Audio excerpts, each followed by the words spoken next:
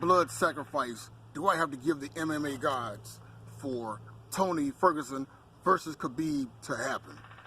It seems that every time the stars align, something comes up. Either somebody misses weight, somebody gets injured, somebody eats too much tiramisu, or worst case scenario, what we have going on now, this global pandemic known as COVID-19.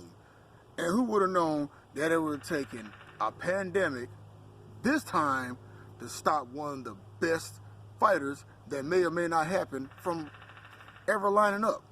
I mean, what type of rain dance do I have to give to the MMA gods for them just to clear the skies for one good week? For these guys to get visas together, meet somewhere, and slug it out to see who is the best pound for pound lightweight in the world.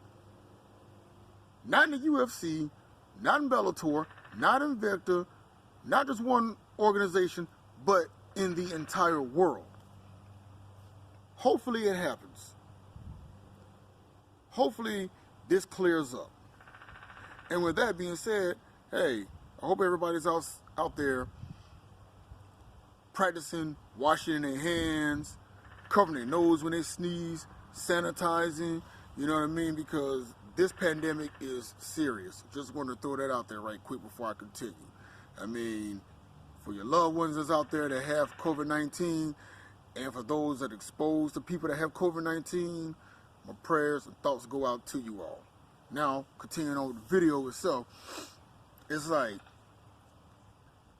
maybe the MMA gods are scared for this fight to happen.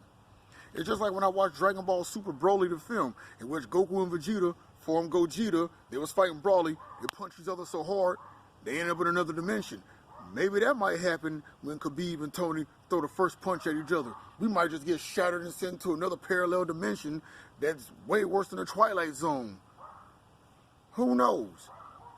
But all nerd talk and all joking aside, I really hope that this pandemic does clear up. And I hope we don't run into another scenario where it was about a decade ago we had talks of Mayweather versus Pacquiao to see who's the best pound for pound boxer in the world in the modern time that we're in now. And when the fight happened in 2015, honestly, it did numbers, but there were a lot of people that were just left with, okay, what was that about? We waited 5 years for you all to do this, and this is what we got. And I'm not saying that's going to be that with Khabib and Tony, but I also equate that to when we had John Jones, George St. Pierre, and Anderson Silva in the UFC at the same time. And there were talks of, hey, who's the best fighter between John Jones versus Anderson Silva? Never happened. Who's the best fighter between George St. Pierre versus Anderson Silva? Never happened. And that's the one thing about these so-called like super fights, dream matches. Is all it seems to be is just a dream. And the living nightmare is that once it seems that you have something coming close together, it's either this person is saying that person's ducking, that person's saying this person's ducking. I got to talk to my team. I got to do this. I got to go walk the dog. I got to go buy milk for the baby cereal. Who knows? And I'm not trying to sound biased because I don't believe Tony's ducking Khabib. I don't believe Khabib's ducking Tony.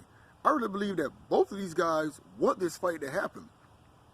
Now, of course, there's going to be some trash talk leading up to the fight, but hell, let them fight online on UFC 3 or UFC 4 and slug it out to see who's the best in the world.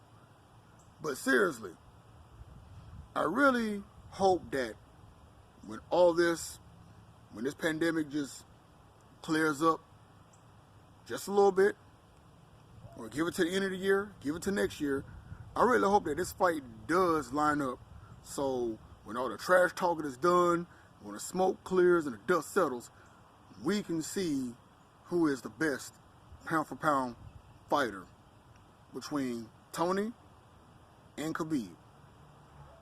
So then, y'all keep practicing social distancing, self-quarantining, read a book, keep washing those hands, say a prayer, take your vitamins like Hulk Hogan said years ago, and be easy.